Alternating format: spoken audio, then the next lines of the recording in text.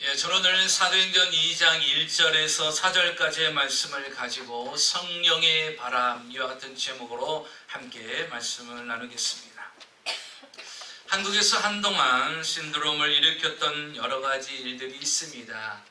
그 중에 하나는 바이타민 C의 열풍이 일어나서 온 한국이 바이타민 C를 먹는 것이 아주 생활화되고 주변에 보면 그걸 먹지 않으면 마치 그 사람만 이상한 사람처럼 그렇던 때가 있습니다.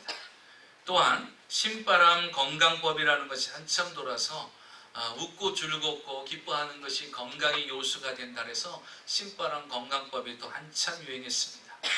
또 한 번은 웰빙이 바람이 불어서 이제 건강을 위해서 잘 먹고 오래 살자 그래서 웰빙이 바람이 또 불었습니다. 요즘은 어떤 바람이 부릅니까? 특별히 전 세계적으로 부는 바람이 하나 있는데 바로 특별히 우리나라 K-팝 문화가 전 세계에 열풍을 불고 있는데 BTS라는 유명한 가수팀들이 전 세계를 다닙니다. 그들이 한번 공연을 하면요 모든 공연장이 매진되고요 그냥 오픈하는 순간 모든 것들이 매진될 정도로 그렇게 인기와 명성을 얻습니다. 그리고 한국에 대한 문화를 배우려고 하는 사람들이 생기고 한국말을 배우려고 하는 사람들이 일어납니다. BTS의 바람이 정말 전 세계에 영향을 주는 것을 봅니다. 이렇게 바람이라는 것은 한번 불기 시작하면 엄청난 영향력을 미치게 되는데요. 우리가 일상적으로 느끼는 바람들도 마찬가지입니다. 여러분 봄바람은 어떻습니까? 남쪽에서 부는 봄바람이 불어오면 얼어붙은 강물들이 풀리면서 눈 녹은 대지 위에 이제 새싹이 돋아나기 시작합니다. 그리고 여름바람이 불기 시작하면 가수원의 포도송이가 탐스럽게 연그러 가기 시작합니다. 가을바람이 불어오면 이제 나무에 붙어있던 낙엽들이 한 입, 두 입 떨어지며 땅바닥에 둥글러 다니게 됩니다. 그리고 이제 겨울바람이 불기 시작하는데 그 겨울바람을 삭풍이라고 불리는데 그 바람이 불기 시작하면 온 세상은 추위와 또한 꽁꽁 얼어붙게 되는 상황으로 바뀌게 됩니다. 이렇게 똑같은 바람인데도 불구하고 봄에 부는 바람이 다르고 여름에 부는 바람이 다르고 가을에 부는 바람이 다르고 겨울에 부름이 다르듯이 우리 인생에 부는 바람도 다 다릅니다. 어떤 사람은 지금 봄바람을 맞이한 사람이 있을 것이고 어떤 사람은 여름바람을 맞이한 사람이 있을 것이고 어떤 사람은 지금 가을바람을 맞이하는 사람이 있고 어떤 사람은 꽁꽁 얼어붙는 추위의 겨울바람을 맞이한 사람이 있을 것입니다. 그런데 우리가 이 땅에 살아가면서 어떤 바람이 불어야 될까요? 그렇죠. 우리에게 유익되는 좋은 바람, 필요한 바람이 불어야 됩니다. 그런데 세상에 부는 바람 중에는요 바람직하지 못한 바람도 불더라는 것입니다. 한국에만 있는 줄 알았더니 미국에 와서 보니까요 이 바람이 있더라고요. 치맛바람이라는 것이 있어요. 부모님들이 자식을 더 좋은 대학에 보내보려고 어머니들이 얼마나 열심히 다니는지 한국의 강남에만 그러는 줄 알았더니 이곳에도 치맛바람이 있어요. 도박바람이 있습니다. 한번 카지노에 빠지면요 헤어나지 못하는 도박바람에 빠지는 사람이 있습니다. 또한 남녀간에 부는 바람이 있죠. 남녀간에 부는 바람 그거는 있어서는 안 되는 바람입니다. 이렇게 세상에는요 유익이 되지 않는 바람도 있습니다. 오늘날 교회에도 여러분의 가정에도 유익된 바람이 불어야 되는데 그 바람은 바로 신령한 바람이 되어야 된다는 것입니다. 여러분 하나님께서 태초에 사람을 창조하실 때 흙으로 사람을 만드시고 난 뒤에 어떻게 하셨습니까? 흙으로 만들었지만 그 안에 아직 생명이 없었어요. 그래서 주님께서 바람을 부르셔서 후 하고 사람 몸에 바람을 부어주셨어요. 생기를 부어주었더니 그 사람이 생명이 되어서 오늘과 같이 사람이 되었던 것입니다. 오늘날 하나님께서 우리에게도 바람을 부어주셔서 생명이 되어서 이렇게 호흡하며 하나님을 섬길 수 있는 사람이 되었던 것입니다. 또한 창세기를 통해서 보면 노아 시대 때 하나님께서 사람들을 창조하신 것을 보고 후회하셨어요. 왜냐하면 노아 시대 때 사람들이 타락할 대로 타락해졌어요. 하나님을 섬기고 하나님을 바라보는 것이 아니라 자기들이 원하는 대로 삶을 살아가는 것입니다. 하나님께서 인간들의 타락을 보시고 통탄해 하시면서 이 땅을 물로 심판하시기로 작정을 합니다. 그래서 하나님께서 이 땅에 물을 쏟아부으시는데 하늘의 문을 여셔서 비를 내려주시고 땅에서 솟아나는 물이 일어나기 시작합니다. 그 물이 얼마나 엄청나게 많이 흘렀는지, 하늘에서 쏟아부었는지요, 온 천하를 다 덮어버렸습니다. 그래서 모든 짐승들, 나는 짐승들까지 다 죽게 되고요, 이 땅에 있는 모든 사람들이 물로 심판받아 다 죽게 됐습니다. 유일하게 방주 안에 들어갔던 노아 식구만이 살 수가 있었어요. 그런데 아직도 하나님이 내린 그 물의 심판의 그 물들은 온 세상을 다 덮고 있습니다. 하나님께서는 심판으로 내린 이 물들을 어떻게 없애셨을까? 성경에 보니까 이렇게 말하고 있습니다. 창세기 8장 1절에 하나님이 노아와 그와 함께 방주에 있는 모든 들짐승과 가축을 기억하사 하나님이 바람을 땅 위에 불게 하심에 물이 줄어들었고, 하나님께서도 또한 바람을 사용하시는데 그 세상을 다 덮었던 물들을 없애는데 하나님께서 바람을 부르셔서 그 물들을 다 줄어들게 만들었어요. 그 모든 물들이 줄어들고 난 뒤에 그 땅이 다 젖어 있는 그 땅을 하나님께서 바람을 부르셔서 다 마르게 하셔서 방주 안에 있던 노아 식구들이 나와서 이 땅에서 생활을 하게 만드셨다는 것입니다. 하나님이 사람을 창조할 때도 바람을 부르셨고, 하나님께서 이 땅에 심판한 것을 거두실 때도 바람을 부르셔서 그 심판을 거둬버리셨던 것입니다. 사랑하는 성도 여러분, 하나님께서 부신 바람, 오늘 이 시대도 부는 줄 믿으시기 바랍니다. 하나님의 바람은 지금도 불고 있어요. 그 바람이 무슨 바람이냐? 바로 성령의 바람이라는 것입니다. 그 성령의 바람이 불면 어떤 일이 과연 일어날까요? 하나님께서 우리 교회에, 내 인생에 성령의 바람, 하나님이 불어주시는 그 바람이 불면 우리 인생에 어떤 일들이 일어날까? 하나님이 불어주시는 그 바람은 어떤 바람일까? 성경을 통해서 함께 은혜를 나누고자 하는 것입니다.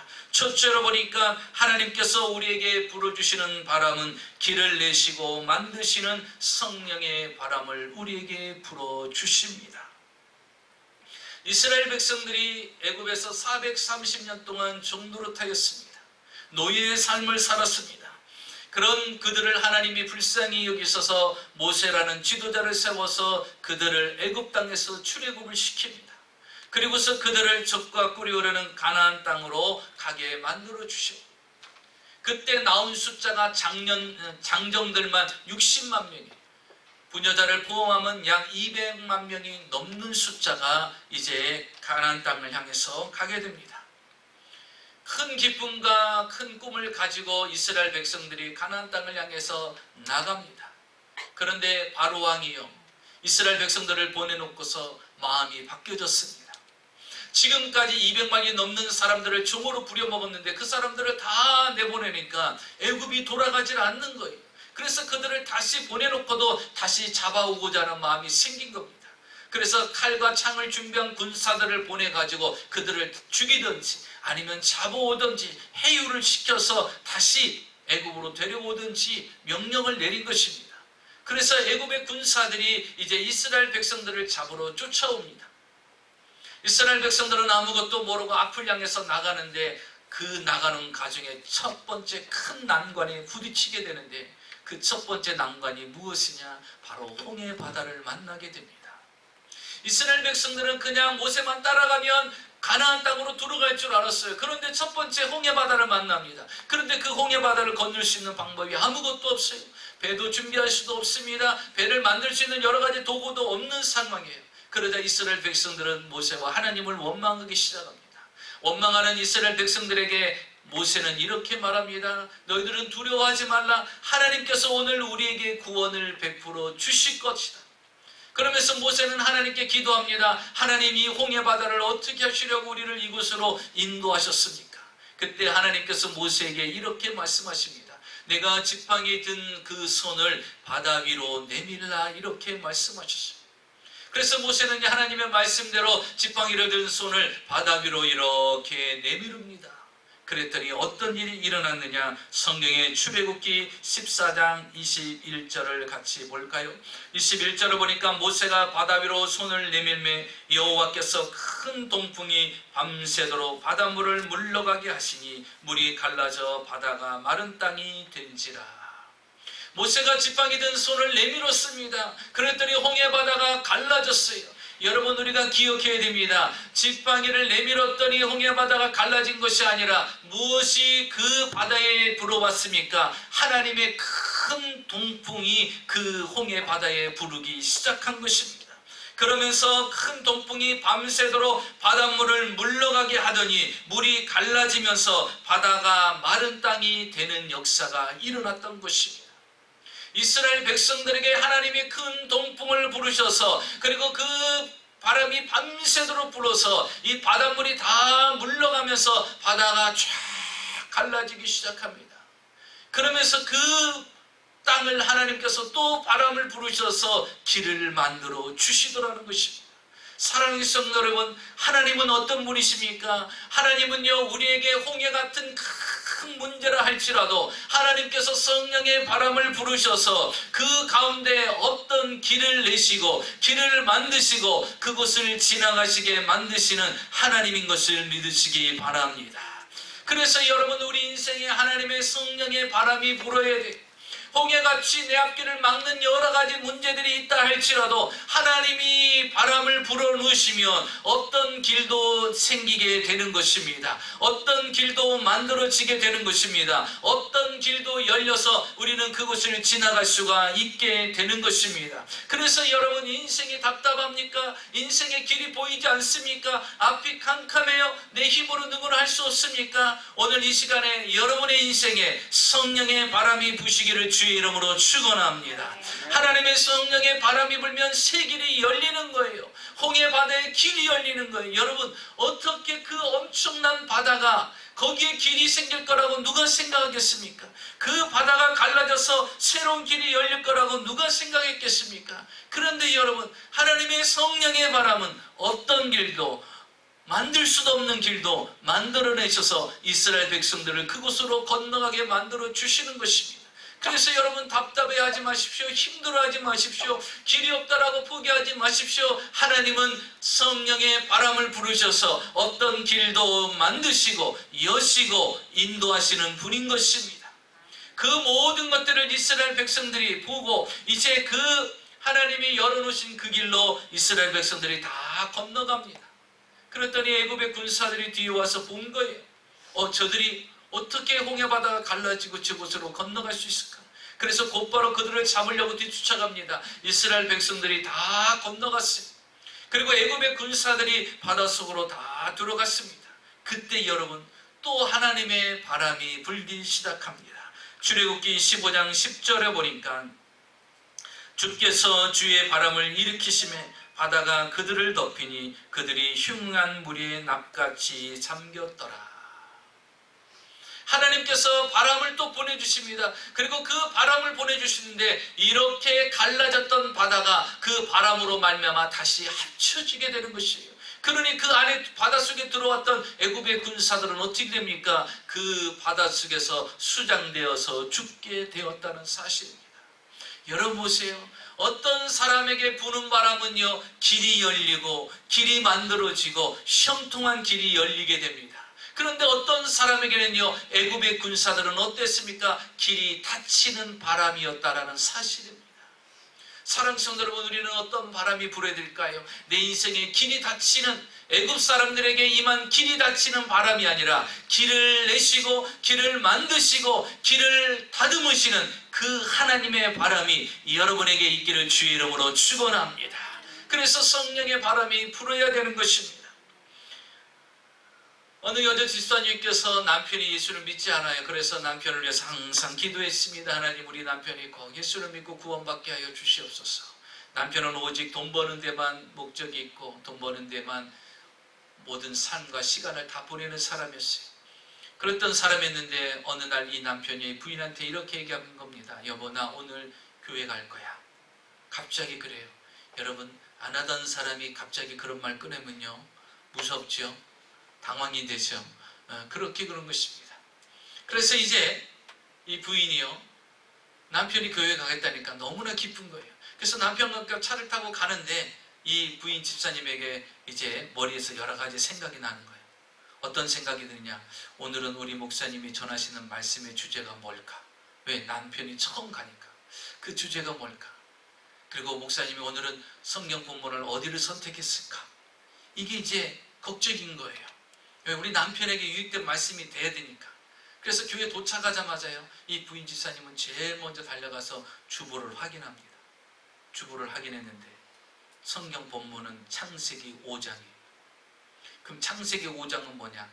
아브라함부터 시작해서 노아 시대 때까지의 족보가 기록되어 있어요. 그 내용이 뭐냐? 낳고 죽었더라. 낳고 죽었더라. 그래서 여러분 집에 가셔서 창세기 5장을 보면요, 낳고 죽었더라, 낳고 죽었더라, 낳고 죽었더라, 끝까지 가다가 마지막에 이게 노아의 족본이라 이렇게 돼요. 그러니까 남편이 이제 교회에 와서 오늘 설교 말씀을 들었는데 뭐만 듣는 거예요? 아담부터 시작해서 노아까지의 모든 가족 족보, 낳고 죽었더라, 낳고 죽었더라는 내용의 설교만 들어야 되는 거예요. 하필이면 그게 오늘이냐? 그래서 이제 남편을 이렇게 설교를 듣는 중에 한 번씩 일끔일끔 쳐다보는데 남편이 집중해서 설교를 듣더래요. 그리고 나서 한 2주가 지났답니다. 남편이 그러더라는 거예요. 나 교회 등록할 거라고. 나 이제 열심히 예수 믿을 거라고. 그러는 거예요. 그러니까 이 부인 집사님이 놀란 거예요. 그래서 이 부인 집사님한테 등록 카드를 쓰면서 그랬대요. 당신은 언제 어떤 뜻으로 하나님을 믿기로 결심했냐? 그리스도인이 되기로 결심을 했느냐? 라고 남편한테 물어봤어요. 그랬더니 이 남편이 하신 말씀이 이것이었어요. 내가 교회 처음 왔을 때 창세기에 나온 말씀이 나의 생각과 마음속에서 잊혀지지 않는 말씀이 있더라는 거예요. 그날에는 잊혀질 말씀이 없는데 도대체 그 말씀이 뭐냐? 그러니까 자기는 그날 왔는데 그 말씀이 자기를 지금까지 쫓아다닌다는 거예요. 그 말씀이 뭐냐? 딱 한 귀지라는 거예요. 한 귀자. 그 말씀이 바로 죽었더라. 이거예요. 죽었더라. 여러분 창세기 5장에 그거 있었다 했잖아요. 낳고 죽었더라. 낳고 죽었더라는데 이분에게는요, 죽었다라는 말씀이 딱 와서 부딪힌 거예요. 그러면서 어떤 마음이 드느냐? 아, 사람이 한 번은 죽는구나. 그러면 죽고 난 뒤는 어떻게 되지? 내가 이대로 살다가 죽으면 어떻게 되지? 그럼 지옥 가는 거지? 예수 믿어야 되겠구나. 이런 마음이 들더라는 거예요. 그래서 예수님을 나의 구주로 영접하기로 결심했다는 것입니다. 여러분, 성령의 바람은 이런 것입니다. 전혀 생각지 않았던 것을 알게 하시고 깨닫게 하시고 그 마음에 감동을 주셔서 그에게 구원의 길을 만들어 내시는 것입니다. 그래서 여러분, 불가능한 것 가운데서도 길을 만드시는 분이 누구냐? 하나님이라는 것입니다. 그 바람이 오늘도 일어나기를 주의 이름으로 축원합니다. 둘째로 보니까요, 필요를 채워주시는 성령의 바람을 우리에게 부어주신다는 것입니다. 이스라엘 백성들이 이제 가나안 땅을 향해서 갑니다. 가나안 땅을 향해서 가는 그 길은 광야의 길입니다. 그런데 그 광야의 길을 가는데 주님께서 어떻게 그들을 인도해 주시느냐? 낮에는요, 너무나 태양이 강렬하게 비치니까 뜨겁습니다. 덥습니다. 그래서 하나님께서 낮에는요, 구름 기둥으로 그들을 덮어주셔서 시원하게 만들어 주셨어요. 또 저녁에는요, 기온이 뚝 떨어져 갖고 심지어 얼어서 죽는 사람도 있어요. 동사하는 사람도 있어요. 그 정도로 추위가 떨어집니다. 그러니까 하나님께서는요, 저녁에는 불기둥으로 나타나셔서 그들을 따뜻하게 보호해주고 지켜주셨어요. 그들이 광야길을 가다가 그 더운 날씨에 가다가 목이 마르면 하나님께서 반석에서 생수가 솟아나게끔 만들어주셔서 그의 목마른 갈증을 해결해 주셨어요.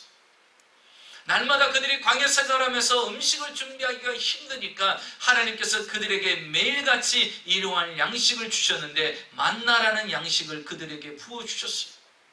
여러분, 낮에는 구름기둥과 밤에는 불기둥, 목마를 때는 반석을 쳐서 샘물을 내게 하시고 매일같이 일용할 양식을 그들에게 공급해 주셨어요. 그래서 부족함이 없는 이스라엘 백성들입니다. 그런데도 불구하고 그들은 이제 하나님을 또 원망하기 시작합니다. 그것은 이유가 이것입니다. 고기를 달라라는 것입니다. 고기를 먹어본 지가 언제인지 모르겠다라는 것입니다. 이제 육체가 쇠하여져서 걸어갈 힘도 없으니 고기 좀 달라라는 거예요. 만나만 가지고는 못 먹고 살겠다라는 것입니다. 고기를 달라는 거예요. 그런데 그냥 고기를 달라고 하는 것이 아니라 울면서 통곡하면서 고기를 달라고 하는 거예요.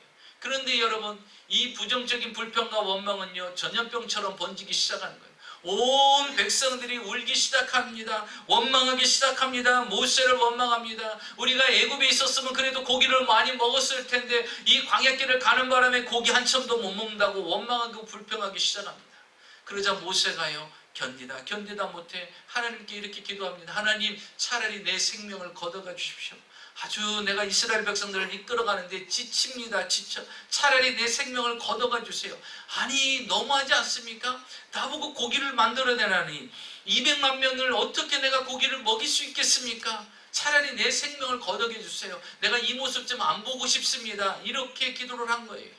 그랬더니 주님께서 말씀하시기를 내가 그들의 기도를 들어주겠다라는 것입니다. 그것도 하루 이틀 고기를 주는 것이 아니라 한 달 동안 내가 너희들에게 고기가 실증날 정도로 주겠다라는 것입니다. 그런데 여러분, 모세가 뭐라고 말하죠? 주님, 그게 말이 됩니까? 양떼를 모은들, 소떼를 모은들, 이게 200만이라는 사람을 먹일 수가 있을까요? 그거 못 먹입니다. 그러면서 또 이렇게 말합니다. 바닷속에 있는 물고기를 다 모은들, 저들 다 먹일 수 없습니다. 라고 이렇게 부정적으로 얘기를 하는 거예요. 왜? 숫자상으로 자기 지식적으로 보니까요, 이거는 불가능한 거예요. 고기를 먹일 수가 없다라는 거예요. 여러분, 지금 날마다 아침마다 그들이 먹는 게 뭐죠? 만나예요. 200만이나 되는 사람들이, 지금 넘는 사람들이 매일같이 하나님이 만나를 통해서 먹이시고 있어요. 근데 그 하나님을 날마다 기적적으로 체험하고 있으면서 믿음 좋은 모세도요, 흔들리기 시작하는 거예요. 하나님은 안 돼요. 불가능해요. 그럽니다. 그때 주님이 뭐라고 말씀하세요? 모세야, 여호와의 손이 짧아졌느냐? 내가 오늘 내 말한 것이 응하여지는 것, 이루어지는 것을 내가 볼게 될 것이다. 이렇게 말씀하십니다. 그러면서 성경 본문을 한번 보겠습니다. 민수기 11장 31절 31절을 보면 이렇게 하나님이 일을 행하십니다. 민수기 11장 31절에 또 바람이 나옵니다. 바람이 여호와께서 나와 바다에서부터 메추라기를 몰아 진영 곁 이쪽 저쪽 곧 진영 사방으로 각기 하루길 되는 지면 위 2규빗쯤에 내리게 된지라. 2규빗이나 내리게 되었다라고 성경에 말하고 있어요. 200만이나 넘는 사람들을 어떻게 고기를 먹일 수가 있을까요? 그 먹이시는 하나님의 방법을 보십시오. 31절에 뭐라고 합니까? 바람이 갑자기 불기 시작합니다. 여호와의 바람이 불기 시작하더니 이제 바다 위에 있는 메추라기 떼를요, 하나님께서 몰기 시작합니다. 어디로 몰아요? 이스라엘 백성들이 있는 그곳, 이스라엘 백성들이 있는 그 진영에 하나님이 메추라기 떼를 불어 모으시는데 얼마나 그 바람이 강렬했는지 메추라기 떼들이 있고 집중으로 몰려오는 거예요. 그런데 메추라기 떼가 몰려오는데 사방으로, 이스라엘 백성들이 있는 사방으로 어떻게 해요? 하루길이라고 그랬어요. 여러분, 하루길은요 20에서 30마일 정도 되는 거리예요. 그러면 여기서 어디 정도 될까요? 마이애미 비치도 더 가죠? 마이애미 비치가 여기서 한 23마일 정도 되죠? 그러니까 사방으로, 그 정도 거리의 사방으로 메추라기 떼가 떨어지는 거예요. 이거는, 이 포인트에는 좀 놀래야 되는 포인트예요. 그 사방으로 떨어지는데 보니까 높이가 2규빗이라고 했어요. 2규빗이면 요 손 끝에서 요 손목까지, 여기 팔 여기까지예요. 그러니까 한 45cm 정도 되죠. 그러면 2규빗이라니까 90cm 정도 되는 거예요. 약 1m 정도의 높이. 그러니까 1m 정도의 높이에 건 20에서 30마일의 사방으로 메추라기 떼가 와서 1m 높이로 쌓아지는 거예요. 아, 그 광경을 보면 장관이면서도 끔찍할 것 같다. 네. 그렇잖아요. 그게 오는데요, 와갖고 막 알아서 두두두두두둑 떨어져. 그 소리는 얼마나 컸겠어요. 두두두두 떨어져. 그래서 나가면요, 그냥 주워오기만 하면 되는 거예요. 200만이나 넘는 사람들이 한 달 동안 먹을 양이에요. 여러분, 하나님은 째째한 분이 아니에요. 풍성하신 분이에요. 넘치게 하시는 분이에요. 네? 넘치게 하시는 분이에요. 그래서요, 이스라엘 백성들이 나가서요, 메추라기를 가지고 옵니다. 그리고서 볶아 먹고, 삶아 먹고, 지져 먹고, 다 해갖고요, 한 달 동안을 고기를 먹는 거예요. 그런데 이제는요, 입에서 신물이 나. 하도 고기만 먹었는지 신물이 나는 거예요. 그만 먹겠다, 그만 먹겠다. 그래서 하나님께서 입에서 코에서 냄새날 정도로 내가 먹이겠다고 말씀하셨잖아요. 이스라엘 백성들이 손을 드는 거예요. 이제 더 이상 안 먹겠다라는 것이. 사랑하는 성도 여러분 무엇이 필요하십니까? 여러분 개인적으로 가정으로 무엇이 필요합니까? 여러분 필요한 것들을 채우시는 성령의 바람이 여러분에게 불어야 돼요. 우리 교회에 필요한 것들이 너무나 많아요. 우리는 1층 성전으로 가야 됩니다. 아름다운 예배 초소를 만들어야 돼요. 내적으로나 외적으로나 성전다운 성전의 모습을 갖춰야 됩니다. 이런 것들이 많이 필요해요. 여러분 그 필요한 것들을 채우려면 어떻게 해요? 필요를 채우시는 성령의 바람이 이 제단에 불어야 되는 것입니다. 필요를 채워주시는 성령의 바람이 불게 되면 하나님이 일을 행하시는 거예요. 여러분 생각지도 못했죠? 여러분 모세는요, 양떼를 소떼를 모은들, 물고기 바닷속에 있는 물고기를 모은들 다 안 된다고 그랬어요. 그런데 놓친 게 있어요. 뭐예요? 하늘을 놓쳤어요. 여러분 하나님은요 이렇게 우리보다 더 몇 수 위에 계신 분이십니다. 야, 어떻게 먹을 것이 땅에만 있고 바닷속에 있냐? 하늘에도 있잖아. 우리가 보지 못하는 것에 하나님이 우리를 채워주시는 것입니다. 아프리카의 대부흥의 역사를 이루신 분이 계신데 본케란 목사님입니다. 이분은 3만 4천 명이라는 성도들을 수용할 수 있는 그 큰 천막을 제작해서, 이제 워낙 아프리카 지역의 사람들이 많이 모이니까 그때는 또 성령의 바람이 강력하게 부르셔서 일반 건물을 질 수가 없을 정도로 그렇게 몰려왔어요. 그래서 처음에 교회들이 시작됐을 때를 보면요, 미국도 그렇죠, 천막으로 이렇게 시작했어요. 부흥회를 그렇게 하셨어요. 천막교회를 한 3만 4천 명을 수용할 수 있는 천막을 짓기 시작하는데 재정적으로 어려운 거예요. 그래서 이제 그 선교팀들이 기도하기 시작한 거예요. 하나님, 이 천막을 줘야 저 많이 구원받고자 오는, 성령을 체험하고자 오는 그들에게 하나님의 역사를 보여주지 않겠습니까? 저들을 다 수용해야 돼요. 왜? 너무나 더우니까 예배드리다 지치고 쓰러지면 안 되잖아요. 그래서 천막이 반드시 필요한 거예요. 그런데 그 천막이 3만 4천 명이나 수용할 그런 어마어마한 큰 사이즈를 지어야 되는 거예요. 근데 재정적으로 어려움을 당하는 거예요. 그 팀이 기도하기 시작합니다. 그 팀이 기도하기 시작하는데요, 그 목사님 사무실에 한 편지가 도달하게 됩니다. 그 편지를 열어보니까요, 그들이 지금까지 기도하고 있는 그 금액의 수표가 들어있는 거예요. 놀라운 거예요. 정확한 그들이 기도한 금액이 보내진 거예요. 그런데 더 놀라운 것은 금액보다 보낸 사람 때문에 더 놀란 거예요. 왜냐하면 이 보낸 사람도 이 교회를 위해서 계속해서 후원하는 그런 분이었어요. 그런데 이분이 후원을 해도 얼마씩 후원을 했던 사람이냐? 2불씩 후원하던 분이에요. 한 달에. 뭐 옛날에 이제 큰 돈이었으니까. 2불씩 계속해서 한 달에 한 번씩 선교비를 주던 분인데, 지금은 어마어마한 돈을, 천막을 짓는 그 일에 쓸 수 있는 그 돈을 헌금을 한 거예요.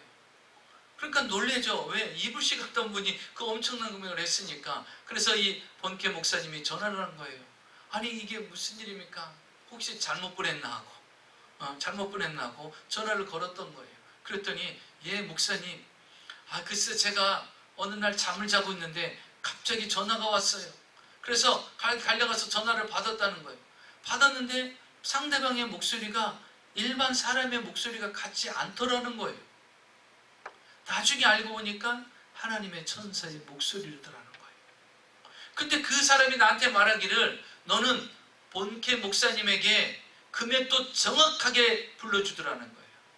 만약에 20만 불이면 20만 불을 그 목사님한테 선교비로 보내라. 이렇게 정확하게 금액까지 이야기하면서 말씀하시더라는 거예요. 이 사람이 나를 어떻게 알고, 내가 그곳에 선교비를 보내는 줄 어떻게 알고 나한테 이렇게 하는가?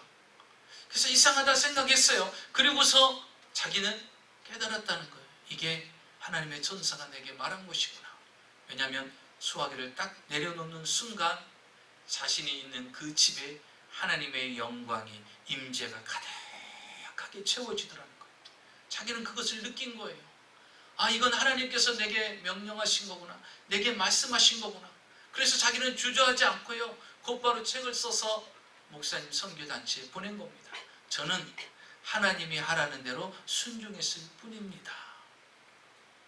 여러분, 하나님의 성령의 바람이 불면 필요한 것들을 주님이 채워주십니다.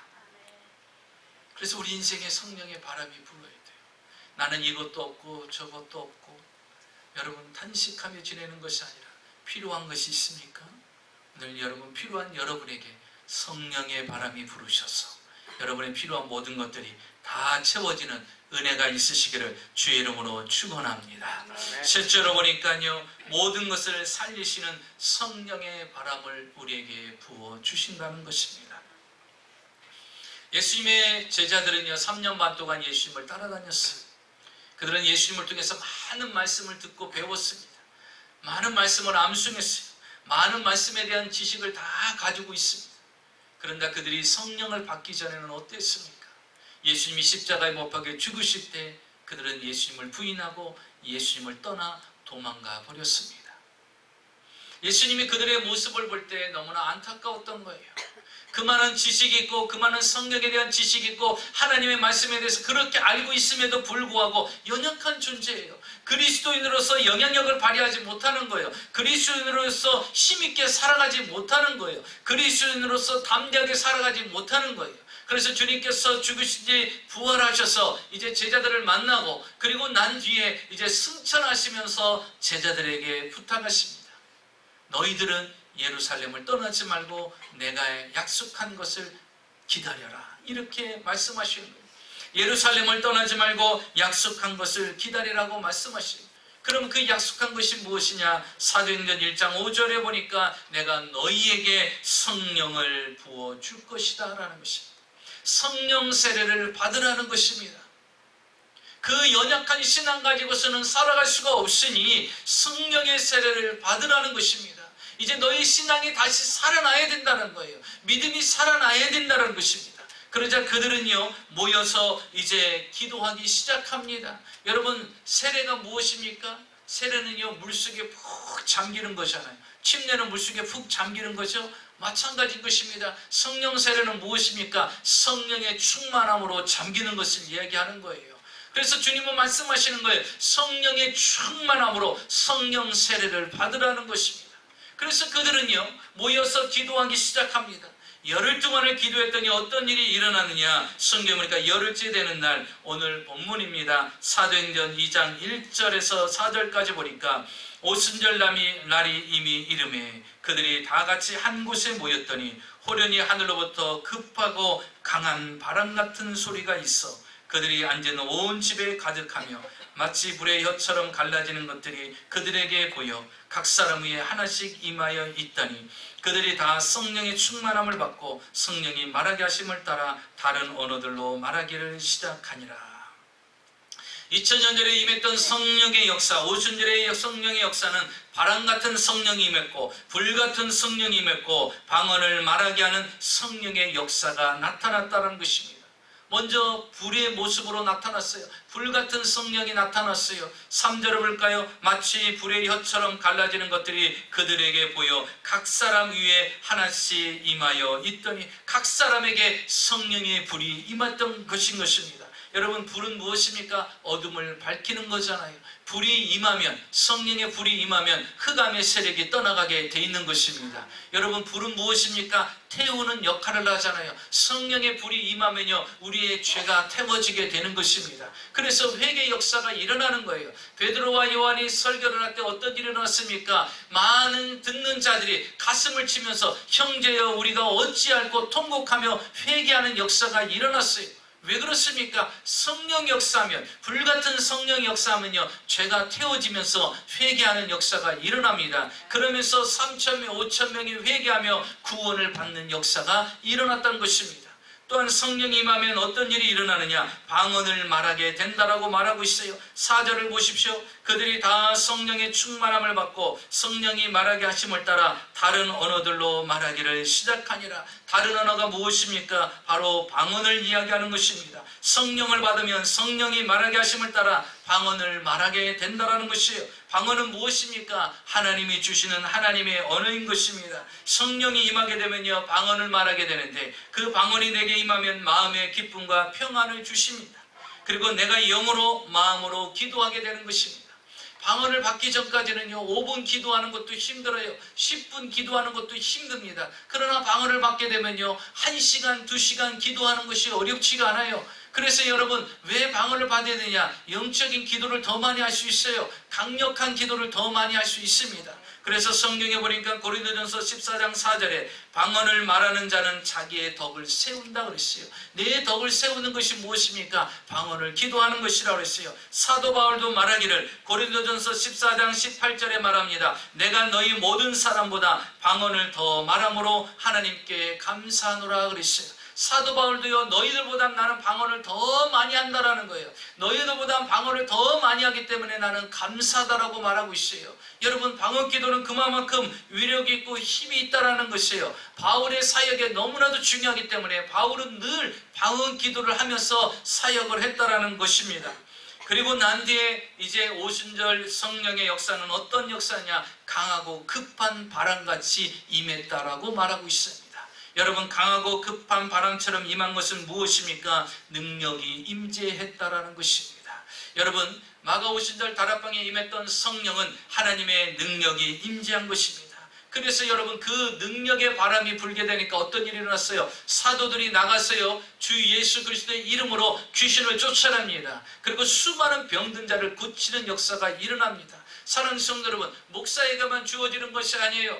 여러분, 하나님의 성령의 바람이 여러분에게 불면 하나님의 능력이 임하여서 여러분이 능력으로 예수 이름으로 귀신을 쫓아낼 수가 있고 여러분이 병든 자를 고칠 수가 있게 되는 것입니다.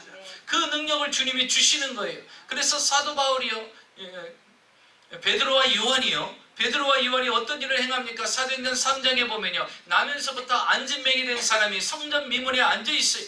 그가 구걸을 합니다. 그때 베드로와 요한이 뭐라고 말하지요? 은과 금은 내게 없거니와 내가 있는 것으로 내게 주느니 곧 나사렛 예수 그리스도 이름으로 일어나 걸으라 그러는 것입니다. 40년 동안 한 번도 걸어보지 못했어요. 나면서부터 안진뱅이였어요. 그런데 그 사람을요, 이렇게 세웁니다. 어떻게 이렇게 세웁니까? 여러분, 성령의 능력은, 성령의 바람은 앉아있는 자도 이렇게 세우고 수경도 눈을 뜨게 하고 죽을 사람을 살리는 역사가 일어나고 귀신 들린 자를 귀신을 쫓아내고 그를 치유해 주게 되는 것입니다. 그래서 성령의 역사, 성령의 바람이 불어야 되는 것입니다. 하나님께서 에스겔 선지자를 불러서 이제 선지자로 세웁니다. 그런데 에스겔 선지자가 하루는 하나님의 환상을 보는데 하나님께서 그 환상 가운데 한 골짜기로 그를 인도해 갑니다. 에스겔이 환상 가운데 골짜기를 왔는데 그 골짜기에는요, 아주 많은 시체, 죽은 시체들이 널려 있는데 그 시체들이 오래되어서 마른 뼈가 되어 있습니다. 온 사방이 마른 뼈들이 다 줄벽에 있는 거예요. 그 줄벽에 있는 그곳에 이제 에스겔 선지자에게 하나님이 이렇게 말씀하십니다. 에스겔 37장 5절에서 10절에 보니까 주 여호와께서 이 뼈들에게 이같이 말씀하시기를 내가 생기를 너희에게 들어가게 하리니 너희가 살아나리라. 너희 위에 힘줄을 두고 살을 입히고 가죽으로 덮고 너희 속에 생기를 넣으리니 너희가 살아나리라. 또 내가 여호와인 줄 너희가 알리라 하며 이에 내가 명령을 따라 대언하니 대언할 때 소리가 나고 움직이며 이 뼈 저 뼈가 들어맞아 뼈들이 서로 연결되더라. 내가 또 보니 그 뼈에 힘줄이 생기고 살이 오르며 그 위에 가죽이 덮이나 그 속에 생기가 없더라. 또 내게 이르시되 인자야 너는 생기를 향하여 대언하라. 생기에게 대언하여 이르기를 주 여호와께서 이같이 말씀하시기를 생기야 사방에서부터 와서 이 죽음을 당한 자에게 불어서 살아나게 하라 하셨다 하라. 이에 내가 그 명령대로 대언하였더니 생기가 그들에게 들어가며 그들이 곧 살아나서 일어나 서는데 극히 큰 군대더라. 이렇게 말씀하고 있습니다. 사랑하는 성도 여러분, 하나님의 바람이 불기 시작합니다. 자, 뼈들로 가득 차 있어요. 그런데 이제 그 뼈들에게 대언을 합니다. 그랬더니 그 뼈들이 하나씩 하나씩 일어나는데 그 해골이요 사람 형태를 만듭니다. 머리가 사지고 팔다리가 세워지며 이제 가슴에 뼈들이 형성이 되면서 사람 모양의 형태가 생깁니다. 그러면서 힘줄이 생기고요. 그리고 살이 붙어지기 시작하고 겉에 가죽이 씌워지기 시작합니다. 그러면서 사람 형태가 만들어졌어요. 그 사람 형태가 그 수많은 군대를 이루게 된 거예요. 그런데 아직 뭐가 없다고 그랬어요? 그들에게 생명이 없었어요. 그래서 또 에스겔에게 말합니다. 너는 선포해라. 그 뼈들에게 선포하라는 거예요. 그러면서 이렇게 말하죠. 생기야 바람아 불어서, 하나님의 바람이 불어서 그들에게 들어가라고 선포하라는 거예요. 그랬더니 바람이요 그들에게 불어서 그들 속에 들어가니까 어떤 일이 일어났습니까? 생명이 된 거예요. 사람이 살아나게 된 거예요. 그 살아나서 그 뼈들이 나중에는 군대를 이루게 되었다라는 것입니다. 사랑하는 성도 여러분, 뼈들로 가득한 그곳에 하나님의 바람, 성령의 바람이 부니까 사람이 살아나는 역사가 일어나더라는 것입니다. 여러분, 마른 뼈를 사람으로 하나님이 살아나게 만드시는 것은 성령의 바람의 역사인 것입니다. 여러분, 죽어있는 가정, 죽어있는 환경, 죽어있는 나의 모든 삶을 살릴 수 있는 것이 무엇입니까? 성령의 바람이 불어야 되는 것입니다. 우리 교회도 성령의 바람이 불어서 다시 살아나야 됩니다. 여러분의 가정도 다시 살아나야 됩니다. 열정과 뜨거움과 열심히 회복되어야 되는 것입니다. 하나님을 믿는 믿음이 이전 신앙만을 자랑하는 신앙이 아니라 지금의 모습의 신앙을 하나님 앞에 가지고 가는 것입니다. 그래서 우리는 다시 살리시고 회복시키는 성령의 바람이 불어야 되는 것입니다. 저에게는 둘째 형님이 계신데요. 제가 21살 됐을 때 신학교 때 한 전화를 받게 됩니다. 그것은 대전 을지병원 중환자실이라고 이야기합니다. 혹시 거기에 누구라는 사람이 살고 있지 않습니까? 예, 맞습니다. 저희 둘째 형님인데요. 예, 사고가 있어서 지금 중환자실에 실려왔습니다. 그러는 거예요. 저 형님이 오토바이, 모tor사이클을 좋아해요. 그런데 젊은이의 객기 있잖아요. 헬멧 안 쓰고 머리 스타일 구겨지니까 헬멧 안 쓰고 이렇게 하다가 갑자기 어느 할아버지가 나타나신 거예요. 그분을 피하려다 보니까 속도를 내고 간 상태에서 앞으로 쓰러진 거예요. 그래서 한쪽으로 쓰러지면서 뼈가 이 사이를 연결해주는 이 뼈가 골절이 된 거예요. 부셔졌어요. 그리고 머리부터 떨어졌어요. 헬멧을 쓰지 않았으니까 두 뇌가 완전히 깨져버린 거예요. 여러분, 유리창에다 돌을 딱 던지면 쫙 금이 가잖아요. 그런 식으로 내가 완전히 어떻게 된지 모를 정도로 그렇게 돼버린 거예요. 그렇게 돼서 제가 중환자실에 갔어요. 갔더니 어떻게 됐느냐, 손발을 다 묶어놨어요. 움직이면 안 되니까. 왜냐하면 뇌가 고장이 나서 어떻게 반응하고 어떤 일이 일어날지 몰라요. 입에 쟁알을 채웠어요. 혹시 혀를 깨물지 모르니까 쟁알을 채웠어요. 그리고서 눈을 뜨려고 합니다. 눈을 뜨려고 하는데, 여러분, 눈 뒤집어졌다라는 말 하죠? 여러분, 눈 뒤집어진 사람 봤어요? 예, 저는 봤어요. 제 형님이 보니까 눈이 뒤집어져 있더라고. 눈이 뒤집어졌는데 흰자가, 아니, 검은 눈동자가 없어. 눈을 떴는데 흰자만 보여. 공포 영화에서 여러분 봤죠, 그거? 예, 흰자만 보이는 거예요. 근데 그 형님이 그걸 그렇게 하고 있는 거예요. 눈을 뜨는데 막 계속해서 막 반응을 하면서 눈을 뜨는데 흰자만 보이는 거예요. 검은 눈동자는 없어요. 그런 모습이 있는 거예요. 의사를 만났더니요, 뇌 수술을 하는데 성공률이 30%래요. 근데 이 조각을 마치고 이걸 치료하려면 재수술하고 기본적으로 한 70% 가능성이 있다고 하는 사람들도 기본적으로 3-4번은 재수술을 한다는 거예요. 근데 우리 형님은 30%밖에 가능성이 없는데 계속 재수술을 해야 된다는 거예요. 한마디로 뭐예요? 가능 없다라는 거예요. 알아서 눈치채라는 거죠, 저보고. 예. 가망성이 없다라는 거예요. 근데 그때 당시는요, 저희 식구에서는 저만 믿었어요. 저만 믿고 저만 신학을 한 거예요. 식구들은 아무도 믿지 않았고. 그래, 누가 형님을 위해서 기도하겠어요? 제가 이제 곧바로 형님은 중환자실에 있고 교회로 달려갑니다. 저녁 8시에 도착했더라고요. 기도하기 시작해요. 하나님, 형님을 살려주시고 구원해야 되지 않겠습니까? 8시부터 기도 시작한 것이 새벽 4시까지 기도가 된 거예요. 그 8시간을 기도한 것 같아요. 형님을 살려달라고. 8시간을 기도했는데 새벽 4시 되는데 저에게 하나님의 음성이 들립니다. 내 영은 죽지 아니하리라. 의사의 말을 들어볼 때는, 아니면 뭐 하나님이 차라리 야 마음을 강하고 담대하라, 내가 그 영혼을 받으리라 이러면 차라리 마음이 평안했는데, 하나님이 내 영은 죽지 않는다 그러는 거예요. 의사는 죽는다고 하는데 하나님은 안 죽는다고 하니까요. 그때 제가 이제 신학생인 신학교 1학년 초짜인데, 근데 하나님이 너무나 강하고 담대하게 저에게 들려주셔서 아멘 하고 제가 이제 아침에 병원을 찾아갑니다. 의사가 저한테 이런 얘기를 해요. 사실 형님이 살아나기는 어려우니까 우리가 한 가지 제안을 합니다. 기분 나쁘게 생각하지 마세요. 그러면서 형님을, 우리가 의대생들이 많이 있는데 이런 케이스도 드무니까 우리 의대생들을 위해서 형님의 시신을 기증하는 게 어떻겠냐.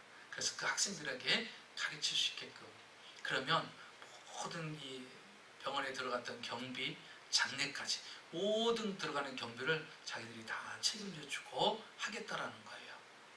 그러면서 또 좋은 일도 하시면 어떻겠냐 이렇게 얘기하는 거예요. 한마디로 뭐 이젠 가능성이 없다라는 거예요, 형님이.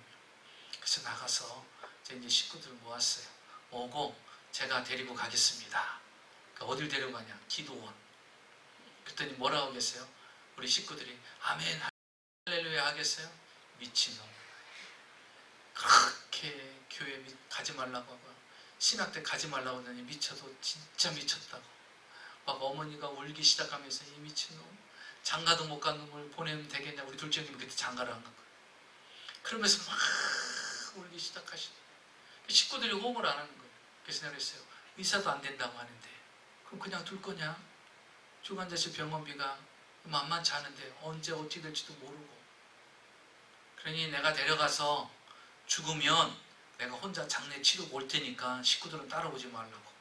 독한 놈, 이 독한 놈 혼자 장례 다 치르고 온대. 이러면서 또 어머님은 또 저보고 독한 놈이라고 또. 근데 현실적으로요 그렇게 할 수밖에 없는 거예요, 제가. 그래서 제가 데려가겠습니다. 그래서 큰형님을 설득시켜서 밴을 하나 빌려달라고 했어요. 그래서 밴에다가 형님을 싣고 제가 같이 이제 운전하고 올라갑니다. 식구 아무도 안 따라오고. 저 오산인가요? 그쪽에 가면 현신의 권사님이라는 분이 옛날에 계셨어요. 지금 이제 고인이 되셨는데 그 현신의 권사님이 운영하는 기도원에 갑니다. 기도원에 이제 도착을 했어요. 도착하는데 그 성전은 1층에서 지하까지 상당히 큰데 거기는 환자들로 가득 차 있어요. 그래서 제가 들어갔는데 2층에 보니까 빈자리가 하나 생긴 거예요. 하나님 감사합니다고 형님을 들거에다 싣고, 왜 팔도 사용하지 못하니까요 끈으로 이렇게 묶어가지고 형님을 이제. 그래서 제가 그 마가복음 2장에 들거를 싣고 가는 중풍병자 그 모습은 제가요 너무나 감동적으로 잘 알아요. 끌고 가봤기 때문에. 끌고 가는 거예요. 근데 자리가 하나 비는 거예요. 그래서 얼른 거기다 이제 형님 자리를 넣었어요. 그때 사람들이 그 자리를 이상하게 좋은 자리인데 안 들어왔더라고. 왜 그런가 보니까요 몇 시간 전에 거기 있던 사람이 죽어 나간 거예요. 그러니까 그 자리는 안 들어오는 거야, 깨림칙해서. 근데 모르고 나는 담대하게 들어가서 형님을 거기다 눕혀놨잖아요. 그러거나 말거나, 여러분 예수 믿는 사람은 그런 건 따지는 거 아니야. 그런 거 절대 따지면 안 돼요. 우리는 우리 복으로 사는 거예요. 예수님이 주시는 복으로 사는 거예요. 그런 거로 사는 게 아니에요. 그래서 놓고 기도하기 시작합니다. 그리고 이제 기도를 받으러 나가요. 얼마나 많은 사람들이 줄 서고 기도하겠어요. 형님을 꽁꽁 묶어갖고 들거리 신어갖고 혼자 가는 거예요. 학업은 중단하고 그리고서 가는 거예요. 그러면 기도하면요 사람이 워낙 많으니까요 기도도 오래 붙잡고 안 해요. 머리통 한 대, 가슴 한 대, 다리 한 대, 끝. 얼마나 서운해. 나는 힘들게 끌고 왔는데 적어도 한 5분, 10분은 기도해줘야지. 머리통 한 대 딱, 가슴 한 대 딱, 다리 딱 됐어 하고 보내는데요. 그때 제가 결심했잖아. 나는 목사 되면 기도를 내가 안수기도를 오래 할 거다. 그런데 해보니까 힘들어. 이렇게 오래 못하겠더라고. 근데 그때는 그랬어서 서운해갖고 내가 오래 하리라 그랬어요. 그래서 젊을 때는 오래 했어요. 오래 했어요. 그런데 이제 그렇게 매일같이 하는 거예요. 근데 하루는 한 일주일 지났는데요. 형님 그래도 식사를 해야 되니까 죽을 끓이러 제가 가서 이제 죽을 만들어 갖고 이렇게 왔어요. 왔는데 형님이 없어진 거예요. 거기서 문제가 생기면요, 지하가 있어요. 지하는 뭐냐면 시신을 안치하는 곳이에요. 그리고서 이제 병원으로 옮기는 거예요. 근데 주인한테, 나한테도 물어보지도 않고 누가 형님이 갑자기 안 좋은 일이 생겼고 누가 거기를 옮겼나 고서 그쪽으로 내려가 봤어요. 근데 없어요. 도대체 어디 간 거지? 하고서 막 사방을 찾다가 혹시나 하고서 화장실 쪽, 남자 화장실 쪽으로 갔더니요, 형님 거기서 걸어오는 거예요. 걷지도 못한 사람이, 앉지도 못한 사람이 거기서 걸어오는 거예요. 벽에 있는 새를 붙잡고서요, 이렇게 하고 걸어와. 근데 눈을 한 번씩 뜨는데 눈은 아직도 흰자예요. 말을 한 마디씩 하는데 어눌해. 무슨 말인지 못 알아듣고. 그런데도 화장실을 갔다가 온 거예요. 용케. 그리고서 이제 갑자기 바깥 쓰니까 머리가 다 고장났잖아요. 머리가 아프다는 거예요. 그래서 형님을 뉘어놨어요. 그리고서 기도하기 시작합니다. 그리고서 죽을 먹여요. 그랬더니 이렇게 얘기합니다. 네가 나 여기 데리고 왔지. 예수 믿는 사람 저밖에 없으니까. 거기는 찬송 소리가 들리니까 네가 나 여기 데리고 왔지. 그러면서 하신 말씀이 좋다 그런 거예요. 처음으로 좋다는 말이에요. 왜냐하면 우리 형님이 교회에 공사해주고 목사님한테 돈을 뜯겼거든. 그래갖고 목사를 싫어해. 그래서 나보고 목사를 하지 말라고 한 거예요. 그랬던 분이 좋다 하고 그러는 거예요. 교회에 와서. 처음 있는 일이죠. 그래서 그 형님이 이제 계속해서 제가 기도를 하고 끌고 와서 기도받고 기도해줘. 그런데요, 어떤 일들이 일어나느냐, 이 눈끝에서 검은 눈동자가 나타나기 시작해요. 조금씩 시작하더니요, 나중에는 이게 사팔뛰기가 되는 거예요. 초점이 안 맞춰지는 거예요. 어두웠던 말이요, 조금씩 단어가 생기기 시작하는 거예요. 한 달이 지나니까요, 눈이 정상적인 눈으로 돌아와요. 말이 정상적인 말을 하게 됩니다. 그래서 집에 전화를 했어요. 살아났으니까 와라. 믿겨지지가 않죠. 어머니하고 형님들이 왔어요. 보고 나니까 진짜 살아났어요. 하나님께서 구원의 손길을 가정에 이루어 주셨습니다. 그러고서 보니까 문제는 여기 하나 부러져 있는 거. 뼈가 부러졌잖아요. 그래서 팔이요, 달랑달랑 이러고 다니는 거예요. 근데 제가 어떤 믿음이 생기냐면, 이 뇌도 고치신 하나님이 이 부러진 팔 하나 못 고치겠어요. 그래서 안수하기 시작했어요. 하나님, 뇌를 고치신 하나님, 이 뼈도 붙여주시옵소서. 깁스도 안 했어요. 붙여주시옵소서 그랬더니요, 붙어버렸어요. 붙어가지고요, 저 형님이 이삿짐, 옛날에는 이삿짐에 이렇게 장롱이 이렇게 많아가지고 한국은 그 장롱이 얼마나 무거워요. 그 장롱을 들 때마다 제가 물어보는 거예요. 형님 팔 괜찮냐고. 얘가 무슨 나를 환자라는지 하고 매일 물어보냐고 그래요. 근데 무거운 걸 들어도 팔이 이상이 없는 거예요. 35년이 지났습니다. 지금도 건강하게 살아계셔요. 어떤 후유증도 없습니다. 여러분, 하나님의 성령의 바람은요, 완치예요. 완치. 그래서 우리는요, 성령의 바람이 불어야 돼요. 여러분의 가정에도 불고 이 교회에도 불고. 그래서 우리 2020년도 우리 교회는요, 전도의 바람이 불고 큐티의 바람이 불고 6.1 전도의 바람이 불고 그리고 부흥의 바람이 불어야 될 줄 믿으시기 바랍니다. 그래서 교회는요, 우리 교회는 직분형 교회가 아니라 사역형 교회가 되어야 돼요. 직분만 가지고 명분만 유지하는 교회가 아니라 그 사역을 감당할 수 있는 사역형 교회. 그러려면 어떻게 되냐? 성령의 바람이 불어야 됩니다. 부흥의 바람이 불어야 됩니다. 새로운 하나님의 바람이 불어야 됩니다. 이 강단에서부터 흘러넘쳐서 이 지역을 덮고 이 플로리다를 덮는 성령의 바람이 우리 교회로부터 시작돼서 여러분의 가정까지 임하시기를 주의 이름으로 축원합니다.